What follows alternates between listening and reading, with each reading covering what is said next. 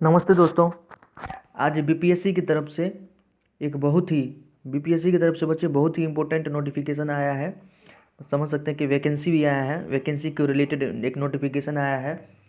ये सभी बच्चों के लिए गुड न्यूज़ है जो कम्पिटिटिव एग्जाम की तैयारी करते हैं, खास करके बीपीएससी का जो अलग अलग डिपार्टमेंट से वैकेंसी आती रहता है। क्योंकि ये जो वैकेंसी है बच्चे, इसमें कुछ खास स्टूडेंट ही मतलब कुछ खास डिग्री वाले स्टूडेंट जो ग्रेजुएट हैं, कुछ खास डिग्री से हम अब देखेंगे एजुकेशनल क्वालिफिकेशन में कौन कौन इसमें अपेयर हो सकते हैं। तो बहुत कम बच्चे इसमें अपेयर हो सकते हैं, सीट्स भी तो कम ही है, लेकिन बच्चे भी इसमें वो जो अपेयर होंगे बच्चे बहुत कम ही अपेयर होंगे। तो रिजल्ट का जो चांसेज है बढ़ सकता है आपका। ठीक, यदि आप इसको अच्छे से तैयारी कर लेते हैं, 3 से 4 महीना में इसका एग्ज़ाम भी हो जाएगा। ठीक, और इसमें सबसे जो बड़ी चीज़ है बच्चे, कोई मेंस एग्ज़ाम नहीं होगा, मेंस एग्ज़ाम नहीं होगा, ना ही मेंस है इसमें, मेंस नहीं है, ना ही इंटरव्यू है, ना ही मेंस है, ना ही इसमें इंटरव्यू है। तो ये बहुत ही इंपॉर्टेंट हो जाता है और थोड़ा इजी भी हो जाता है आप सबों के लिए। तो पूरा वीडियो अंत तक देखिए, पूरा नोटिफिकेशन हम आपको पढ़ के सुनाते हैं। सब चीज़ नोटिफिकेशन में ही लिखा हुआ है, कैसे आप फॉर्म फिल करेंगे, कौन भर सकता है, एज क्राइटेरिया क्या है बच्चे, देखते हैं। बिहार लोक सेवा आयोग विज्ञापन संख्या 1/2022।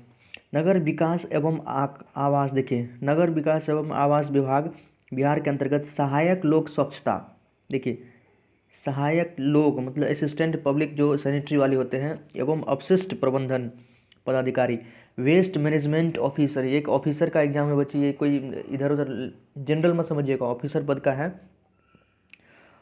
पदाधिकारी के कुल 286 पदों पर नियुक्ति हेतु सुयोग्य भारतीय उम्मीदवारों से विहित प्रपत्र में ऑनलाइन आवेदन आमंत्रित किए जाते हैं। ऑनलाइन आवेदन भरने हेतु दिशा निर्देश बिहार लोक सेवा आयोग बीपीएससी वेबसाइट्स पे भी आप प्रदर्शित हैं, वहाँ से भी आप देख सकते हैं। देखिए किस में कितना मतलब सीट्स है भी देख सकते हैं। अनरिजर्व्ड में कितना है, 115 है, ये महिलाओं के लिए है बच्चे। 41 जो है महिलाओं के लिए रिजर्व्ड है।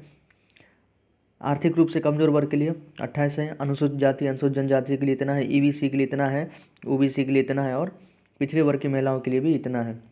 ठीक, तो ये कुछ सीट्स था, ये देख लिए हैं। और ये मतलब कहाँ कहाँ सीट का बंटवारा है वो सब है। दृष्टिबाधित, मूकबाधिर, अस्थिर, दिव्यांग, मनोविकार, बहुदिव्यांग। ठीक, अपना इंपॉर्टेंट चीज़ देखते हैं बच्चे, वेतनमान कितना, सैलरी कितना मिलेगा, तो वेतन स्तर 7। ठीक, जो ग्रेड पे स्केल 7 है बच्चे, बहुत ही हाईएस्ट पे है बिहार कर्मचारियों के लिए, तो अच्छा सैलरी है। ऑफिसर का पद है तो अच्छा होगा ही। जो सबसे इंपॉर्टेंट चीज़ है शैक्षणिक योग्यता, एजुकेशनल क्वालिफिकेशन देख लेते हैं कौन कौन इसमें भर सकता है। तो देखिए, किसी परिनियत विश्वविद्यालय से रसायन शास्त्र, केमिस्ट्री डिपार्टमेंट में या केमिस्ट्री ऑनर से जो आप किए होंगे ग्रेजुएशन, या पर्यावरण विज्ञान में स्नातक, या तो इन्वायरमेंटल साइंस में अथवा रसायन में या केमिस्ट्री में, सिविल में, पर्यावरण विज्ञान, लोक स्वास्थ्य अभियंत्रण और जैव प्रौद्योगिकी में बैचलर ऑफ इंजीनियरिंग, बीटेक की डिग्री अथवा प्लानिंग आर्किटेक्चर में बैचलर की डिग्री। तो ये कुछ खास ही है बच्चे, यही एजुकेशनल क्वालिफिकेशन वाले बच्चे इसमें भर सकते हैं, तो इसलिए ये बहुत इंपॉर्टेंट हो जाता है। और ये जो है अपने आप रेयर है, बहुत कम बच्चे केमिस्ट्री से ऑनर्स करते हैं, इन्वायरमेंटल साइंस से ऑनर्स करते हैं। ठीक, तो जो भी बच्चे इसमें मतलब इस एजुकेशनल क्वालिफिकेशन के क्राइटेरिया को फुलफ़िल करते हैं तो उनके लिए एक गोल्डन अपॉर्चुनिटी है। आप अच्छे से इस फॉर्म को फिल करिए और तैयारी में लग जाइए। अगर ऊपर वाला भी साथ दे दिया, लक थोड़ा साथ दिया, तो बिना मेंस बिना इंटरव्यू का बच्चे आप बाजी मार लीजिएगा। उम्र सीमा देख लेते हैं। उम्र सीमा है दिनांक 1/8/2021 को न्यूनतम 21 वर्ष तथा अधिकतम मतलब 1/8/2021 को 21 वर्ष आपका हो जाना चाहिए, और अधिकतम तो 37 वर्ष है। पिछड़ा वर्ग, अत्यंत पिछड़ा वर्ग मतलब 40 तक है, आप अपना हिसाब से देख लीजिएगा। ठीक, 21 साल से 37 साल आपकी यदि आपकी उम्र है तो कोई घबराने वाली बात नहीं है, आपका आराम से आप भर सकते हैं। उम्मीदवार की जो उसकी उम्र मेट्रिकुलेशन प्रमाण पत्र में लिखी होगी उसी को सही माना जाएगा। मतलब जो भी कैंडिडेट इसमें अप्लाई करेंगे तो मेट्रिकुलेशन वाले सर्टिफिकेट में जो भी आपका एज होगा उसी को सही माना जाएगा। कार्मिक एवं प्रशासनिक सुधार विभाग बिहार के संकल्प ज्ञापक 2374 दिनांक 16/7/2007 के आलोक में बिहार सरकार के ऐसे सरकारी सेवक, सरकारी के नियमित रूप से नियुक्त सरकारी सेवक जो 3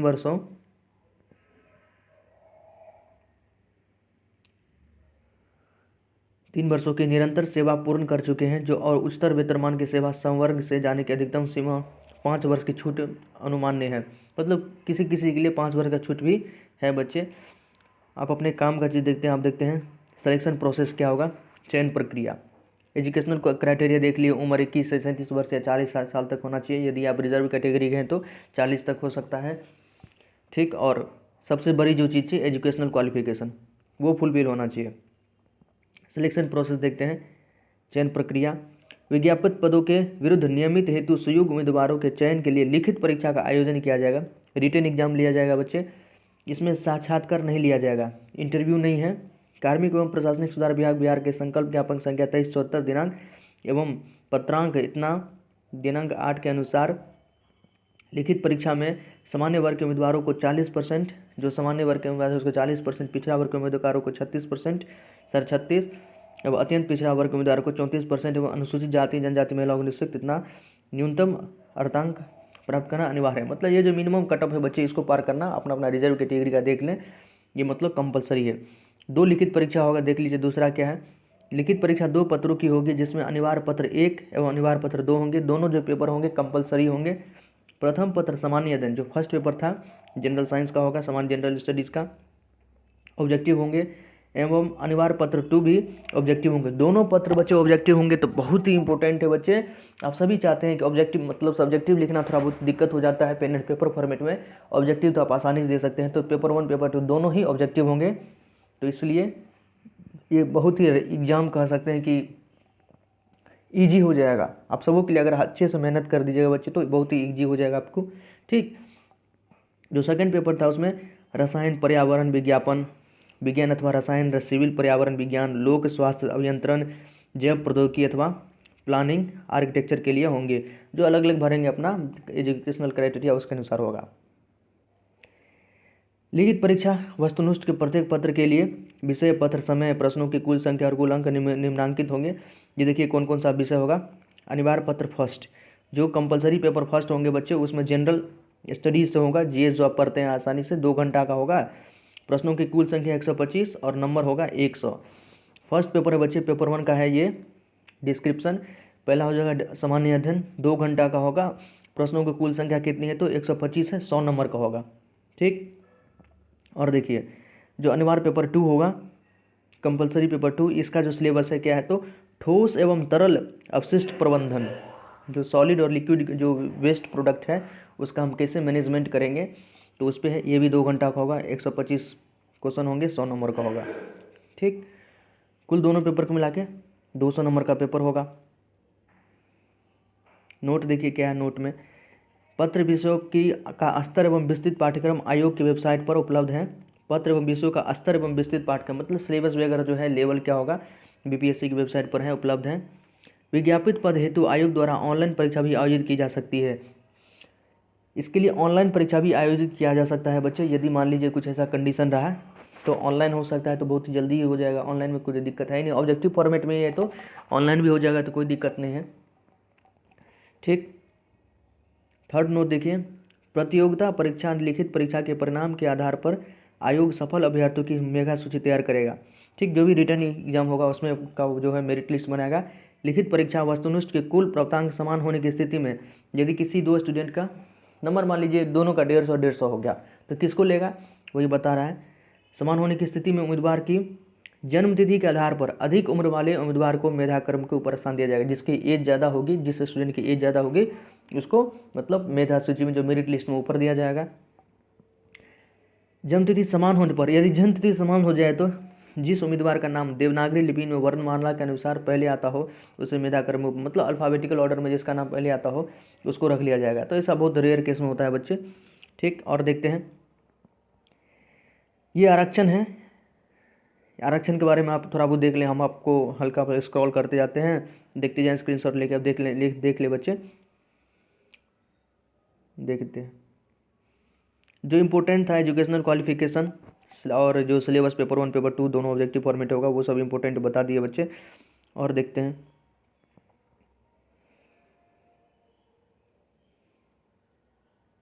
ये सब देख लीजिए, ये सब ज़्यादा इम्पोर्टेंट नहीं है, ये सब इसको फुलफिल करते ही होंगे। हाँ, जब ये आप भरने जाएंगे, ऑनलाइन फॉर्म भरेंगे, या कुछ बच्चे तो सेल्फ भरते हैं, तो वहाँ पर आपको कोड मांगा जाएगा बच्चे। तो सभी बच्चे अपना अपना कोड देख लें।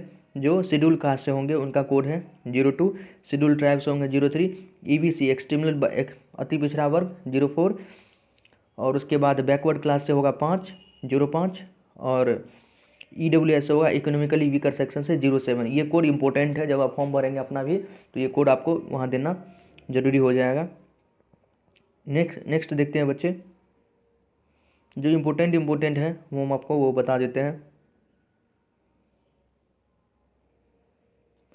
ये सब देखना है तो वेबसाइट पे है बच्चे, वहाँ से देख सकते हैं, नहीं तो आप स्क्रीनशॉट लेके आप पढ़ सकते हैं। ये सब कुछ खास बात नहीं था। देखिए नोट देखते हैं।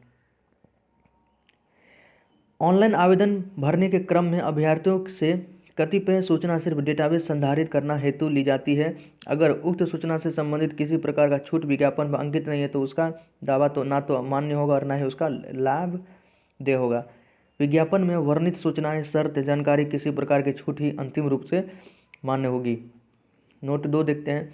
अभ्यर्थियों को आयोग द्वारा किसी भी समय मांगे जाने पर सक्षम प्राधिकार द्वारा निर्गत निम्नलिखित प्रमाण पत्रों की मूल प्रतियां सत्यापन हेतु प्रस्तुत करना अनिवार्य होगा। देखिए बच्चे, कैंडिडेट जो भी इसमें अप्लाई करेंगे, ठीक, और आयोग कभी भी, आयोग जो है आपको मतलब BPSC आयोग जो है ये कभी भी आपको सत्यापन हेतु वेरिफिकेशन के लिए आपसे कुछ जो है प्रमाण पत्र, आपका सर्टिफिकेट वगैरह मांग सकती है।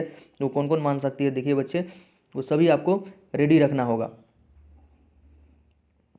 कौन कौन प्रमाण पत्र चाहिए जो आपको रेडी रखना होगा, नहीं है तो इसका इंतजाम कर लें। मैट्रिक का प्रमाण पत्र, जो मैट्रिक का सर्टिफिकेट है। विज्ञापन की कंडिका 3 शैक्षणिक योग्यता के अनुरूप सक्षम प्राधिकार के द्वारा निर्गत प्रमाण पत्र। यदि आप ग्रेजुएट हैं तो आपका किस डिपार्टमेंट से आप ग्रेजुएट हैं, केमिस्ट्री से हैं, इन्वायरमेंटल साइंस से हैं या बीटेक हैं, तो उसका फिर वही है। विज्ञापन की कंडिका 3 शैक्षणिक योग्यता के अनुरूप अंक पत्र, उसका आपका मार्कशीट भी चाहिए, सर्टिफिकेट भी चाहिए, मार्कशीट भी चाहिए। 4th है पिछड़ा, अत्यंत पिछड़ा वर्ग के उम्मीदवारों के लिए क्रीमी लेयर रहित, जो भी बच्चे OBC EBC हैं तो नॉन क्रीमी लेयर का सर्टिफिकेट बनता है, वो रहना चाहिए। महिला उम्मीदवारों के लिए पिता के नाम एवं पिता से निर्गत क्रीमी लेयर रहित प्रमाण पत्र। जो फीमेल कैंडिडेट हैं उनको अपने फादर के यहाँ से, मान लीजिए मैरिड हो चुकी है तो अपने घर के यहाँ से मतलब पिता के नाम से निर्गत क्रीमी लेयर रहित प्रमाण पत्र होना चाहिए। फिर है पिछड़ा, अत्यंत पिछड़ा वर्ग के उम्मीदवारों के क्रीमी लेयर रहित घोषणा पत्र, विगत 1 वर्ष से पूर्व का क्रीमी लेयर रहित प्रमाण पत्र होने पर दावा करने की स्थिति में, ठीक, 1 वर्ष मतलब एकदम करंट नहीं होना चाहिए, थोड़ा 1 वर्ष पुराना भी होगा तो चलेगा। ये सब तो बाद में ही बना सकते हैं, लेकिन बच्चे इसको प्रिपेयर करके रखें तो आपके लिए बेनिफिट रहेगा। कभी भी आयोग मांग सकता है वेरिफिकेशन के लिए। अनुसूचित जनजाति के उम्मीदवारों के लिए जाति प्रमाण पत्र, महिला उम्मीदवारों के लिए पिता का नाम एवं पिता से निर्गत जाति प्रमाण पत्र, ठीक। 7th है अनुसूचित जनजाति के उम्मीदवारों के लिए स्थायी निवास प्रमाण पत्र। जो भी शेड्यूल कास्ट, शेड्यूल ट्राइब है उसको तो मतलब डोमिसाइल सर्टिफिकेट भी होना चाहिए। फिर है आर्थिक रूप से कमजोर EWS का दावा करने वाले आवेदक बिहार सरकार के अधिसूचना संख्या इतना के आलोक में विहित प्रपत्र में सक्षम प्राधिकार का निर्गत मतलब EWS सर्टिफिकेट उनके पास होना चाहिए।